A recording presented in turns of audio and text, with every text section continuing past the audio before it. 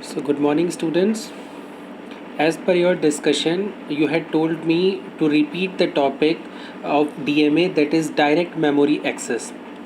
So, if you know previously in a microprocessor and many more processors, that what is the meaning of direct memory access? That means that it directly signify that you can access the memory of another device or another peripheral device without intervention of CPU. So the similar in MSP 430, it have enhanced features of a DMA. It has an inbuilt DMA in it, that is, it control the data transfer from one address to the another address without CPU intervention. It covers the entire range, that is, if you can directly see this, here it is mentioned that we can cover the entire address range and transfer the data from any address to the another address. So similarly, if you if in a 2 marks question, if I apply that what is a DMA, so DMA controller transfer the data from one address to the another address without intervention of CPU. Okay, now proceed with the further. um, Firstly, I go to erase this. Okay, let's begin further. Now DMA. Now in this DMA MSP 430, it have a 3 DMA channels, such that uh, if one DMA channel is in a busy state, the another DMA channel will came into the existence. So there are three. That's why there are 3 DMA channel, so that we without any pause we can directly transfer the data to any peripheral of the devices, any externally connected devices, without pausing it. We can also access the 3 DMA channel on a in a round robin fashion or in a priority basis. So let's go with the further, that what are the DMA features. Here it is mentioned that DMA controlling MSP 430 have a 3 independent transfer channels. I had already told you that if one is in a busy state, you can transfer the data to the second one. If the second one is in a busy state, you can directly transfer the data to the third one. We have a configurable DMA channel priorities. We can directly make according to that.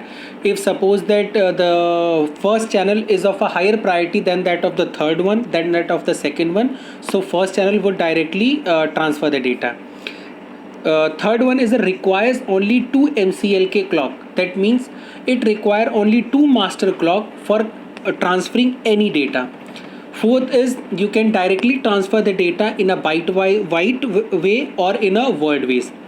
The block size contain up to 65,535 bytes in a single block or in a word. Configurable transfer trigger section, that means the synchronization between the transmitter and the receiver. The third last is the selectable edge and the level trigger transfer. In this we would acquire that according to which clock pulse, either in a rising edge or in a falling edge, according to that, according to which the data would transfer to the next. It have a 4 addressing mode. You are seeing that DMA addressing mode, it is being mentioned. So in a further we would study that what are the DMA addressing modes, and that 4 addressing mode are single block or a burst block transfer mode. So these were the features of a MSP 430 DMA, and let's proceed with the DMA addressing mode. So DMA addressing, there are 4 DMA addressing mode. First is fixed address to fixed address. Next is fixed address to block of address to the fixed address, and block of address to the block of addresses.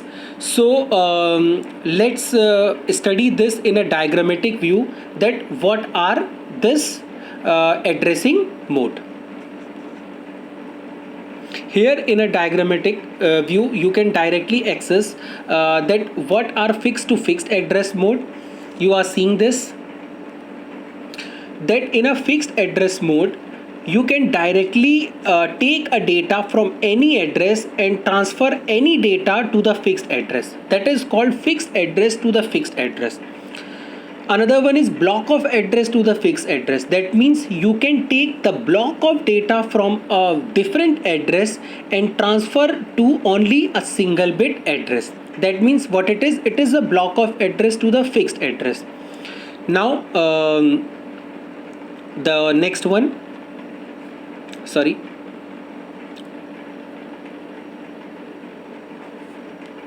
Let's erase this.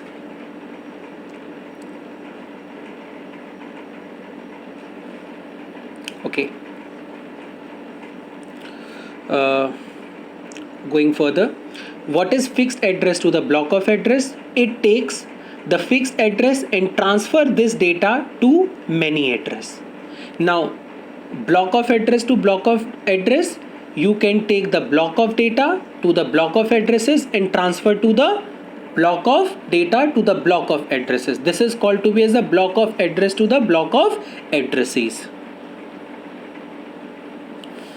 So let's proceed further, that what are the block diagram of a DMA. So before going to further, let's take a foolproof diagrammatic view, and before study this, we should also go through the different control registers acquired by this DMA. So let's begin with the DMA transfer modes. So in a DMA transfer mode, it have a 6 transfer mode, that how you can access the data to the transmitter, or you can say that the receiver devices, in how many ways.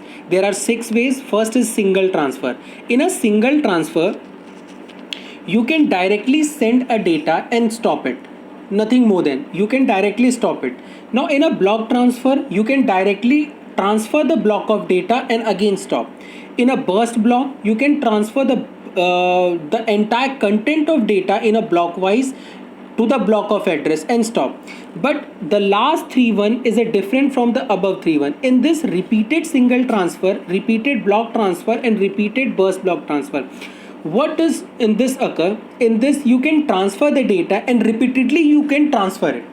So without taking any pause, you can send a data from transmitter to receiver until or unless a software interrupt arises and say that you can stop the DMA. Now proceed with further, that is DMA control register. In a DMA control register, we had already studied that there are 3 DMA channels. So if you can see this in this control register, you are seeing that it is of a 16-bit register, but entirely 4 bits are acquired by each channel. That is, you see this is first channel, this is second, and this is third. So each of the 3 channel acquire the 4-bit. In this this signify that how you are transferring the data with what type of a mode. So this control register would define that how you can transfer the data with which triggering selection you use and through which peripheral devices.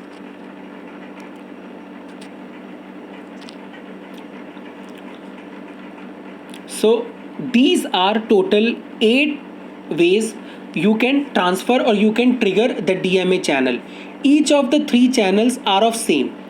See this, the DMA trigger select, we are studying only the second DMA.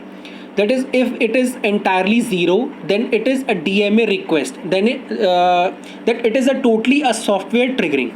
Now after you see that first and second, there are in the previously I had told you that there are total 2 timers in MSP 430, timer A and timer B. Both are having the 2 compare capture mode.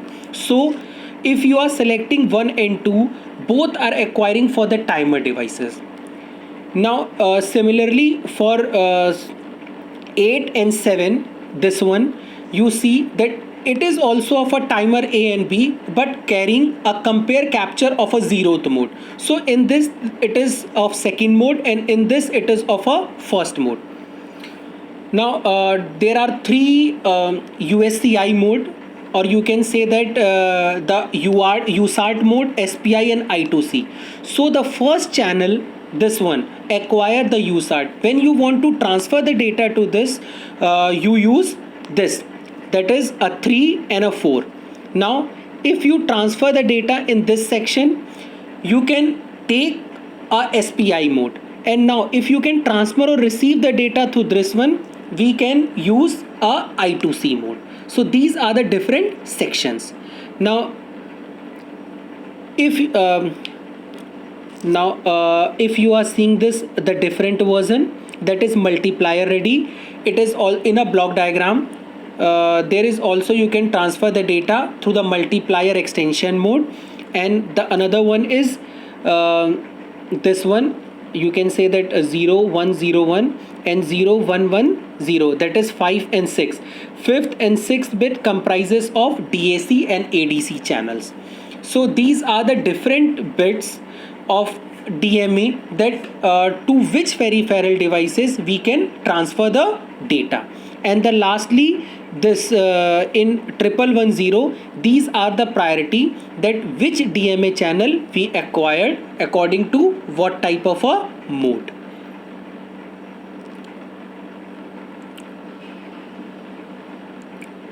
So similarly with every three channels, these are having the same features. The second one is a DMA control register, which acquired that DMA would transfer the data immediately, or you can transfer the data in a round robin fashion. I had already told you, either in a round robin or simply in a priority wise. And lastly is ENNMI, that is enable the non-maskable interrupt, whether you want to take an interrupt section or not. And lastly, the DMA X control register, which acquired the different levels. The first one is a DMA transfer mode. We had already studied that this section would take that which type of a either single transfer, block transfer, burst block, or a repeated transfer.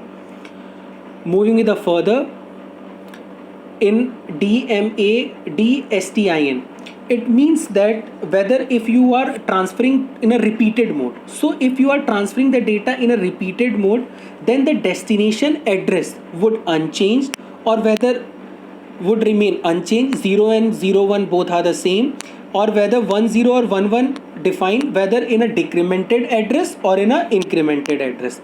In a same way with the DMA SR it define the source increment. So first one is a destination, and the last one the 9th 8 bit is a source increment.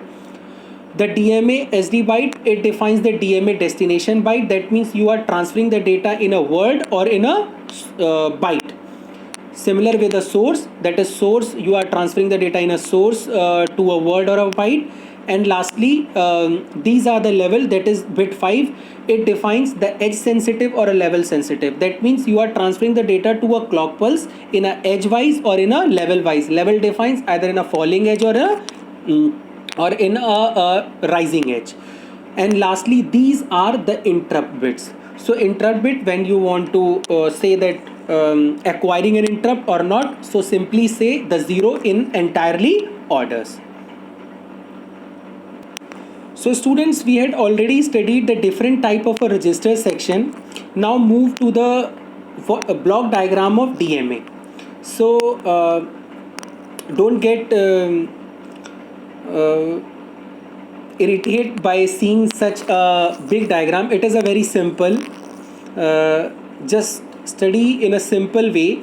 So I had told you that there are 3 DMA channels.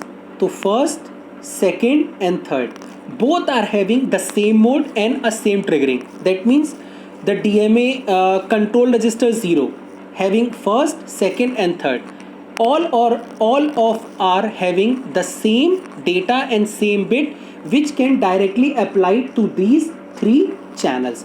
These 3 channels defines the priority in a round robin, or in, you can say that, in a simple priority ways. So after acquiring these data through these channels,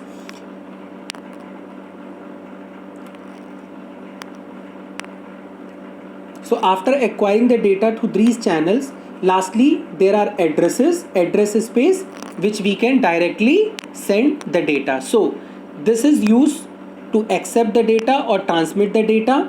This define the priority, this one, and lastly the address through which we can transfer the data. Now if you are seeing the different the numbers that is written over here, these are nothing but a register sections which we had studied. So see this, it is a round robin which defines the priority. This is what the destination address incremented or decremented. This is the source address decremented or incremented. The source byte which you are transferring the data in a word or in a byte wise. Similarly for a source, and these entire thing are of same in a each channel. So this is what the block diagram of DMA and the entire content, entire topic discussed of a DMA.